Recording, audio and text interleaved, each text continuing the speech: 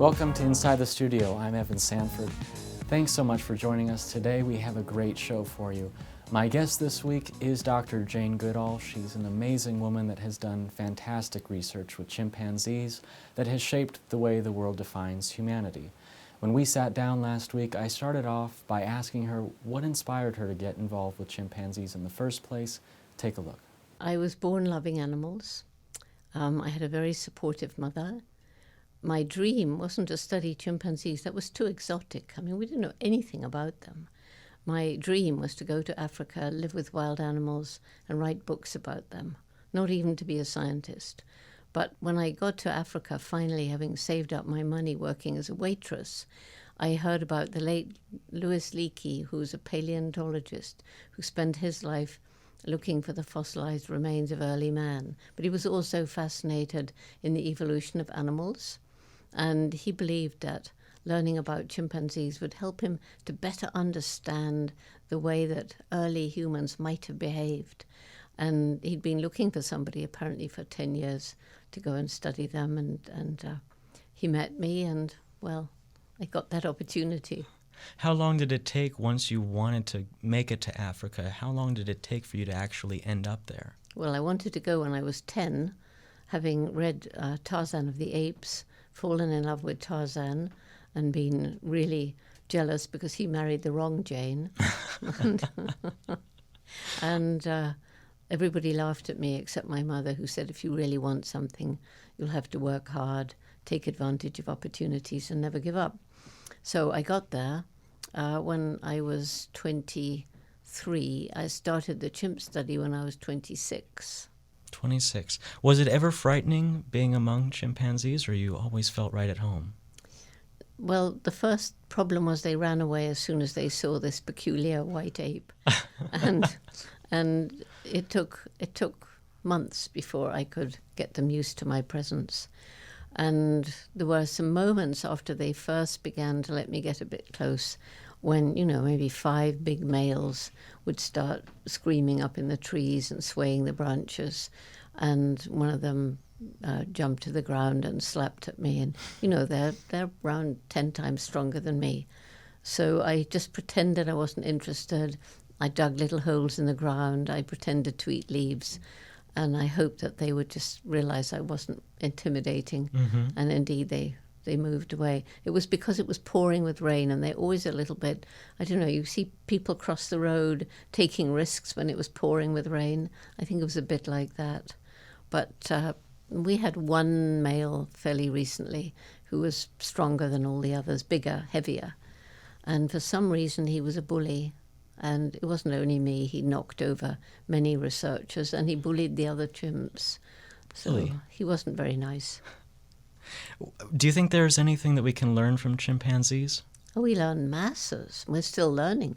Our study's now been going for 55 years and we're still learning new things. But I think we learn the tremendous importance of early experience in children's lives, and that applies to humans as well as chimps. And the kind of mothering you receive, if you have a supportive mother like mine, it makes a big difference. And the human child psychologists and psychiatrists, they are totally fascinated by the information from chimp society. We can also learn quite a bit about, because they're more like us than any other living creature, we can stand back and say, yes, but we are different. And we can ask what that difference is. And of course, there are many differences, but we do share 98.6% of DNA with them. Is that right? And yes, and the blood and the immune system are almost identical, and the anatomy of the brain is almost the same, but ours is bigger.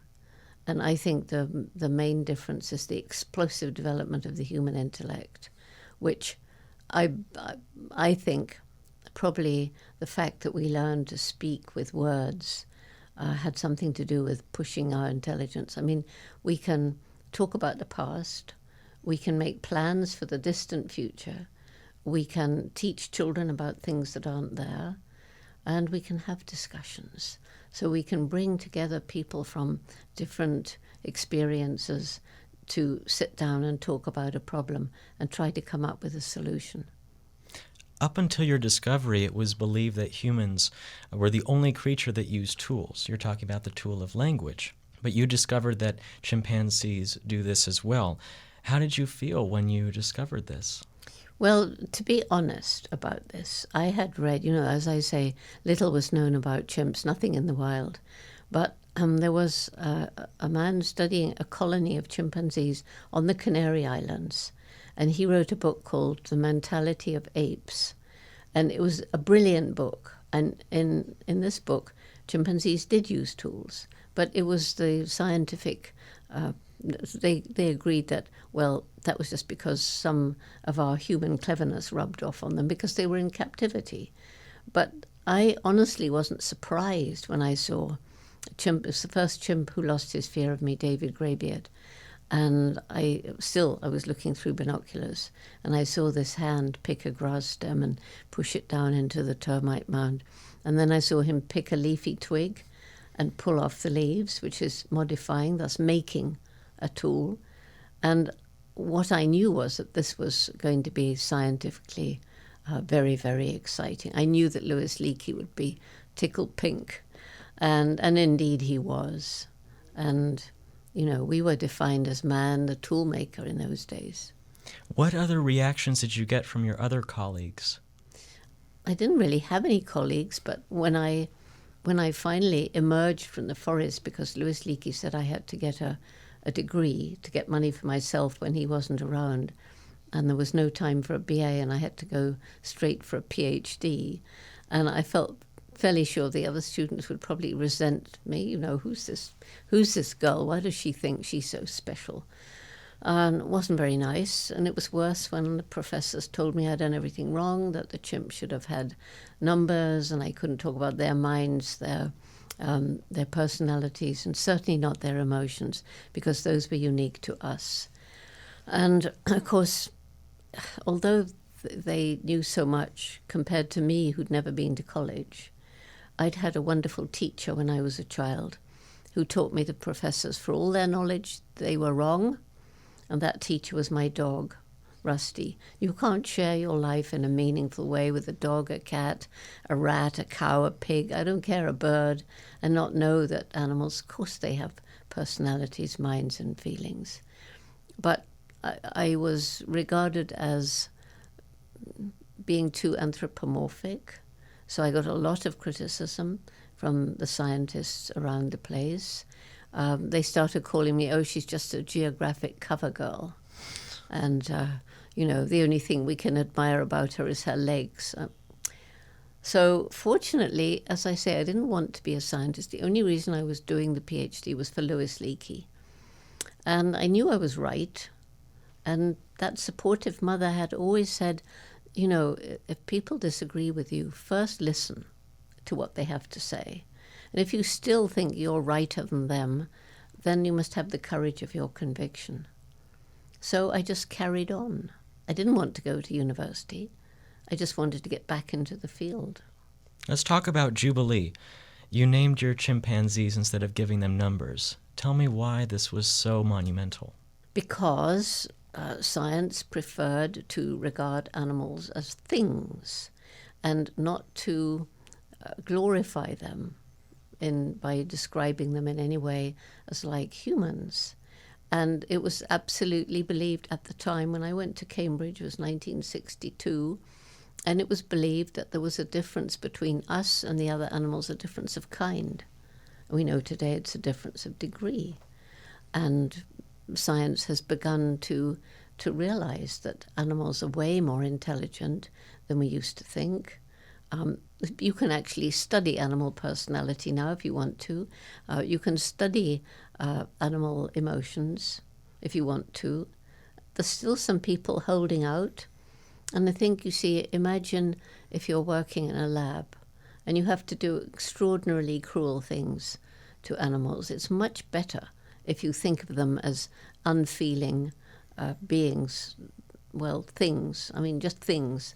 If you're working in a intensive factory farm, if you really start thinking that these animals, these cows and pigs, have feelings and emotions and can feel happy and sad, then how could you do your job? So in fact, the people who stay in this work are usually the ones who are less feeling. And so the animals get it worse and worse.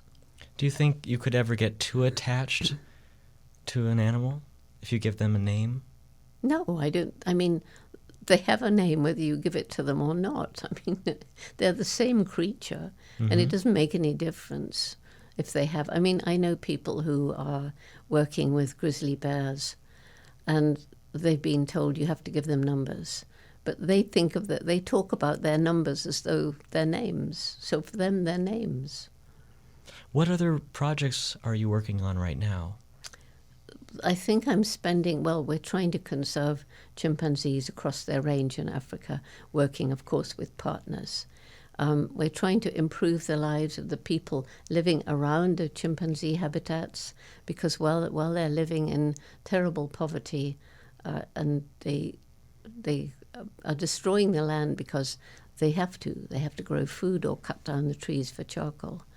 So we have a huge program to improve the lives of people in 52 villages around Gombe in Tanzania, but the same sort of thing in Uganda, DRC, Congo, Brazzaville, Senegal, and Burundi. The thing I'm perhaps most passionate about now is growing our youth program, Roots and Shoots, which is a humanitarian educational program for young people that started in Tanzania in 91 with 12 high school students, and it's now in 140 countries. It has members of all ages from preschool through university, and there's about 100,000 active groups. And each group chooses projects. I mean, they choose projects that relate to where they are in the world, how old they are, what are the problems around them. One to help people, one to help other animals, because we are animals too, and one to help the environment. Stay tuned for the second part of my interview with Dr. Jane Goodall right after this.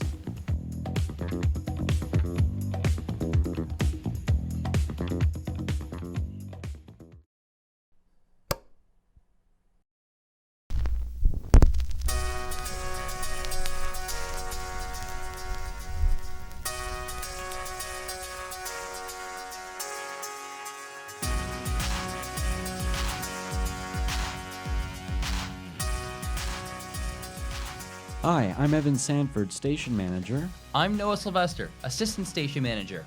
And I'm Cassidy Mason, Program Director. At KDog, we are the voice of the student body of the University of Redlands. Through music and spoken word broadcast, we provide a place for open forum discussion and a place to share in the enjoyment of music of all kinds. Our mission is to deliver new music and inform the University of Redlands community on news, events, and fundraising, while inspiring the student body to get involved in the different social engagements that the university provides. KDog keeps the campus up to date on current events, social affairs, and sporting events by broadcasting directly from the station to listeners on and off campus. At KDog, team members research and develop a wide array of skill sets, including writing, public speaking, and marketing. At KDog, we educate, innovate, and collaborate. We are KDog College Radio.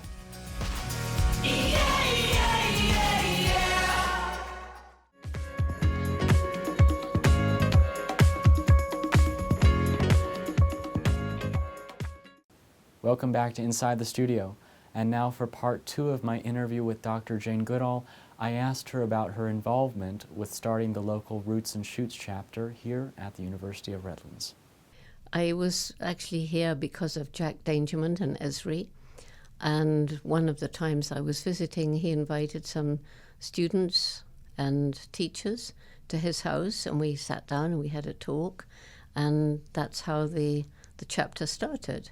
And I visited at least some of the projects they're doing yesterday, and it's really great. They're doing a lot of organic gardening with different groups growing different things in this one space.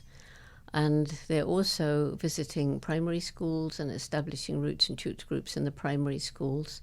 And I didn't have long enough to learn more about what they're doing, but it was a very good visit. I had a good feeling about it. It had to make you feel good that they were continuing your work. Well, they're continuing the work, and I hope after this visit the roots and shoots groups will grow very much in Redlands. What is your vision for Roots and Shoots to grow into? My vision is that we need a critical mass of young people who've been through a program, who share a philosophy, and who understand that, yes, we need money to live, but it goes wrong when we start living for money, unless we're living for money to make this a better world. And, young people who take heed of what Mahatma Gandhi said, which is the planet can provide enough for human need, but not human greed. And a critical mass of young people who think about the consequences of the little choices they make each day. What you buy, eat, where did it come from, how was it made, did it involve animal or human suffering, and so on. Think about how the choices you make today might affect people generations ahead, like the indigenous wisdom, not how will this affect me now or the next shareholders meeting. And that's beginning to happen because we began in 91. A lot of our Roots and Shoots graduates are now out in the big wide world. And when I talk to them, they say, of course Roots and Shoots made a difference. I think differently about the environment, and I think very differently about animals too. That's wonderful. Now let's talk about a choice that you made. You made a choice to go into science, and as a woman working in a typically male-dominated profession, did you ever feel any hostility or skepticism towards you? Well, I felt the skepticism at the beginning, when I had no degree. But I don't think it would have made much difference if I'd been male. I don't think so.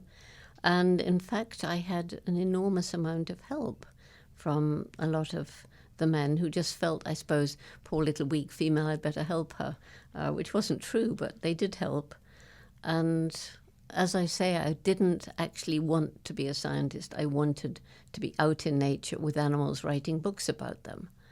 So I got the degree to please Louis Leakey, and I'm really glad I did, because when I wanted to stand up to basically the men working in medical research labs, I couldn't have done that without a PhD. What messages do you have for women working in science today that hope to follow in your footsteps? I think the most important thing to realize is that I don't believe anyone will achieve their true human potential unless head and heart work in harmony. And I think science went wrong in many cases because it was too cold. I was told, you have to be objective. And sometimes you need that humanity to come in. You need to have empathy with your subject. And it's changing. It's getting better, and I think women are bringing more of that into science. When you write a book, what is your goal for the reader? Is to share some lessons that I've learned, some things I believe to be true, in some cases to open up the magic of a world that most people will never see, like the tropical forest where everything's interconnected. And you also feel a sense of a great spiritual power. And I want to share those feelings. I want people to better understand the world we live in, that people will then care more deeply and do more about it. Was there a time in your early career where it kind of clicked for you and it kind of said, this is what I want to do, if you were unsure about it before? I right from the age of, I was born loving animals. I always knew what I wanted to do. I took earthworms to bed when I was 1.5. And my mother, she just quietly said, ignoring all the earth on the bedclothes, they need the earth, and we took them back into the garden. But, it was like that all my life. The thing which I gave up was being out in the forest. I hardly ever get to do that now.